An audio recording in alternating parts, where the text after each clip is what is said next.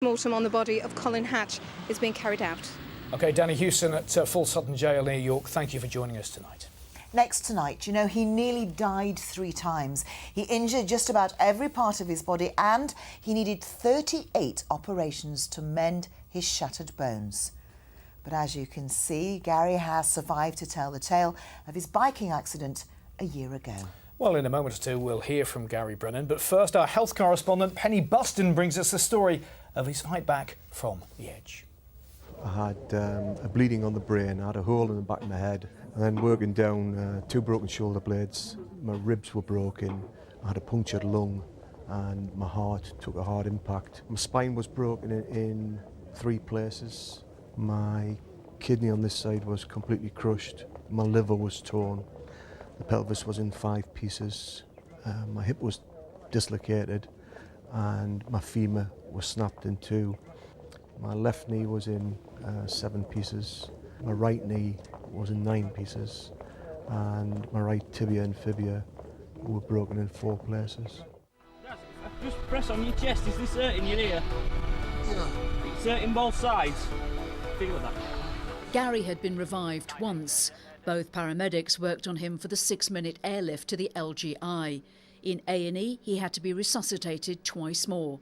He was given just hours to live.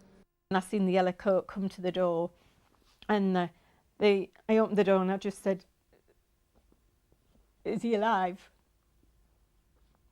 And they said to me, "He's poorly." They even got Joanne, my eldest daughter, who was in Tenerife at the time, on the mobile phone, and Shirley put it to my ear for her to say, "I'll ask goodbyes." I'll ask goodbyes to me, because they didn't think I was going to make it past that stage.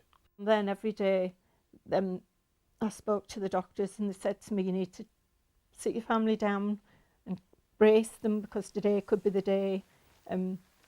He's got so many injuries. We've treated all these injuries on people before.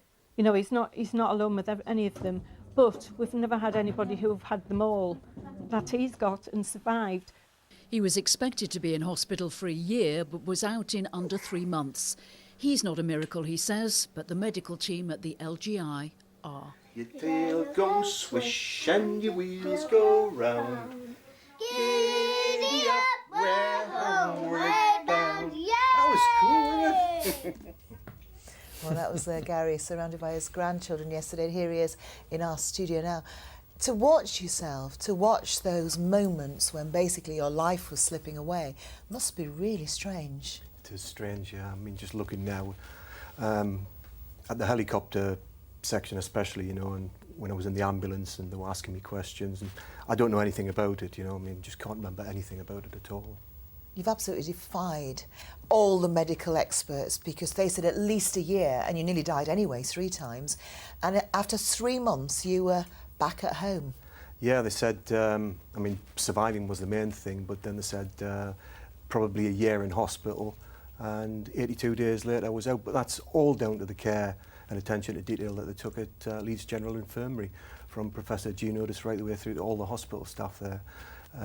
You know, if they hadn't looked after me the way they did, I wouldn't have been here. It's a remarkable story we've seen. It's quite emotional in that film there, Gary, but there must have been times when you thought about giving up. Did you ever feel like that or not? Never, no.